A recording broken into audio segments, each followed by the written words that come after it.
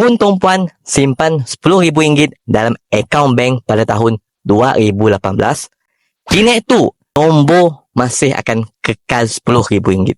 Tetapi, mun tuan-puan tukarkan RM10,000 tu kepada 50 gram emas pada tahun 2018, kini tu gold bar 50 gram sudah bernilai sekitar RM23,000.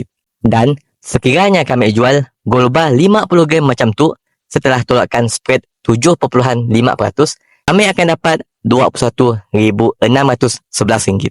Duit yang asalnya RM10,000, 7 tahun lepas ya, kami telah untung sebanyak RM13,364 ataupun 13.36%. Dan bila kami bahagikan dengan 7 tahun, bermakna setahun kami telah dapat keuntungan 19.09%. Tuan-puan boleh bandingkan keuntungan tu dengan simpanan di tempat lain. Dan untuk pengetahuan tuan-puan, kami si perlu mula apa-apa dengan gold bar tu kecuali kami nak pastikan nya disimpan di tempat yang selamat.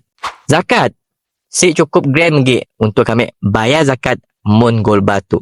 Jadi, di situ kami ingin kongsikan simpanan emas tu perlu datang bersama dengan ilmu.